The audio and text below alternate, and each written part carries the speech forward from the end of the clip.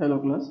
Now in this lecture we will see the factor which is affecting on the heat transfer, the rate of heat transfer. In the previous lecture we gone through the four terms which affecting the rate of heat transfer, like thermal conductivity, the area perpendicular to the surface area perpendicular to the path of heat flow, the distance traveled by the heat flow, and the temperature difference. Okay, so those factors are also those factors affecting on the rate of heat flow. In addition to that, there is some one more factor which affect to the rate of heat flow, that is called as a thermal resistance. The name itself indicating the thermal resistance, the name itself indicating कि ये जो factor है वो क्या कर रहा है कि हीट फ्लो को रेजिस्ट कर रहा है. Because if you talk about a road, okay, तो रोड के ऊपर जो हमारे रोड रहते हैं उसमें एक स्पीड ब्रेकर रहता है. That speed breaker preventing us to speeding our vehicle. Okay, that is one kind of resistance, physical resistance. If we talk about the electricity, there is a resistance offered by wire, metal wire is there. Okay, जैसे कि copper और aluminium के wire में thermal resistance कम रहता है, resistance to current flow कम रहता है as compare to the other wire. Okay, तो जैसे कि करंट को एक रेजिस्टेंस ऑफर करते हैं जिससे हाई फ्लो ऑफ करंट कम होता है रेजिस्टेंस के वजह से. तो similarly in case of the heat energy also जब हीट एनर्जी ट्रांसफर होता है वन सिस्टम से लेके दूसरे सिस्टम तक, एक सिस्टम से लेके दूसरे सिस्टम हीट एनर्जी जब ट्रांसफर होता है, तो while transferring heat energy there is some kind of parameter which preventing a high flow of heat energy, which preventing which offering a resistance to flow of heat energy. Okay, so such a factor is called as a such a term is such a parameter is called as a thermal resistance. So to understand this thermal resistance we are comparing this analogy with the electrical energy. Okay, so we all of you aware with the Ohm's law. As per the Ohm's law, okay, as per the Ohm's law, current, that is I, is equal to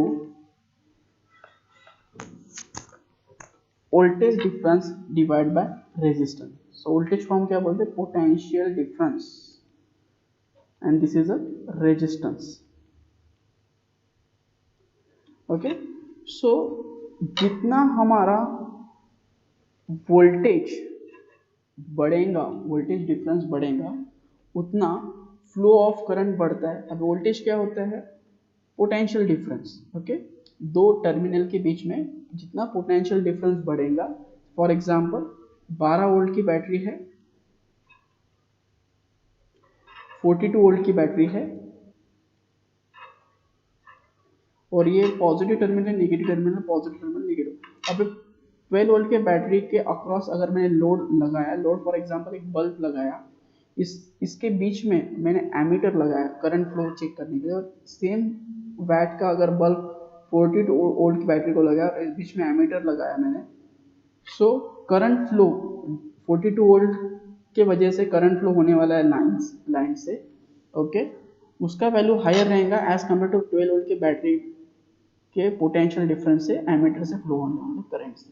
सो जितना voltage बढ़ेगा across to terminal, okay, उतना current flow बढ़ता है. Similarly जितना resistance बढ़ेगा उतना current flow क्या होगा, कम होगा. सो मैंने बीच में रेजिस्टेंस लगा दिया, भले वोल्टेज रहे, इसमें इधर भी 2 ओम का रेजिस्टेंस लगाया और यहाँ भी 2 ओम का रेजिस्टेंस लगाया मैंने. सो मैं क्या कर सकता हूँ, करंट फ्लो रेगुलेट कर सकता हूँ बाय रेजिस्टेंस. ओके, सो ये हो गया हमारा ओहम्स लॉ, इसको बोलते हैं हम Ohm's law. Now we have a law of conduction, that is Fourier's law. और फूरियर्स लॉ क्या है, Q is equal to, is it, Q is equal to dt by dx k proportionally constant and the a. अब इसको हमको rearrange करना है, Q is equal to dt by dx के a, ऐसे लिख सकते हैं हम इसको. Now this will be equation 2 and this is my equation 1. ये दोनों इक्वेशन को हम साथ में रखते हैं and we'll compare this thing on another page.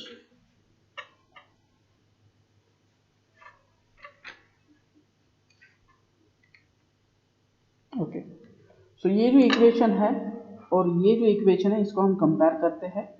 सो यहाँ क्या फ्लो हो रहा है? इन case of the electricity current flow होता है, और इन case of the thermal energy यहाँ क्या हो रहा है? हीट फ्लो हो रहा है. सो I is equivalent to Q, is it? Potential difference, जितना पोटेंशियल डिफरेंस बढ़ेगा उतना क्या होगा? हमारा इलेक्ट्रिसिटी फ्लो, करंट फ्लो बढ़ेगा. सिमिलरली इन केस ऑफ जितना टेम्परेचर डिफरेंस बढ़ेगा इन बिटवीन टू सिस्टम, जितना ज़्यादा रहेगा हमारा temperature difference in between two system, that is thermal potential जितना बढ़ेगा. जैसे कि यहाँ इलेक्ट्रिकल पोटेंशियल बढ़ता है, वैसे यहाँ थर्मल पोटेंशियल जब बढ़ेगा, थर्मल पोटेंशियल डिफरेंस और यह इलेक्ट्रिकल पोटेंशियल डिफरेंस जितना बढ़ेगा उतना करंट फ्लो बढ़ता है और यहाँ हीट फ्लो बढ़ता है. So this way that is potential difference, इसको हम dV लिखते हैं. चलो V2 माइनस V1. ओके, तो उतना dV बढ़ेगा उतना dV is equal to dt, that is temperature difference. Okay, another thing, this is resistance. जितना resistance बढ़ेगा उतना क्या होगा? हमारा current flow कम होगा, as it is located at denominator. Okay, जितना denominator का वैल्यू बढ़ेगा उतना current flow क्या हो जाएगा? current flow का वैल्यू कम होगा. Similarly यहाँ हमारा denominator क्या है? dx by ka. So this dx by k is equivalent to what? Resistance. So जितना हमारा R बढ़ता है उतना हमारा करंट फ्लो बढ़ता है, करंट फ्लो कम होता है. इसी तरह जितना हमारा dx by ka बढ़ेगा उतना हमारा हीट फ्लो कम होगा. So this R is equivalent to the dx by ka. Okay, ka, dx by ka. So in terms of conduction, the thermal resistance is nothing but dx by ka. In terms of the conduction, the thermal resistance is equivalent to dx by k. Dx is nothing but the thickness, k is nothing but a thermal conductivity, and a is nothing but the area perpendicular to the direction of heat transfer, or the perpendicular a surface area to the flow of heat. Okay, so इसका जो ratio होता है dx by k जो होता है उसको बोलते हैं thermal resistance in case of the conduction. अभी thermal resistance in terms of convection अलग होता है, that we will see in the next lecture. But in terms of the conduction thermal resistance is nothing but the dx by ka. Okay, that is only I am presenting on this paper. Okay, so by comparing equation 1 and equation 2, what we are saying? I is equal to Q, that is current is equal to heat flow, current flow is equal to heat flow, voltage difference is equal to temperature difference, and the resistance, electric resistance is equal to thermal resistance, that is dx by ka. so हम जिस तरह से in case of the electricity, okay, समझो ये wire है और यहाँ एक रेजिस्टेंस है. ओके, एंड ये एंड है और ये एंड है, इस एंड पे वोल्टेज V1 है और यहाँ V2 है. इन दोनों का अगर हम डिफरेंस देंगे तो dV इतना अगर वोल्टेज डिफरेंस आ रहा है दो टर्मिनल के बीच में, उसमें से I इतना अमाउंट ऑफ करंट फ्लो हो रहा है और ये R इतना अमाउंट ऑफ R ओहम इतने अमाउंट का रेजिस्टेंस हमने अप्लाई किया है in the line of this wire. Okay, so this is the thing, this R is nothing but the dx by k. so ये जो थर्मल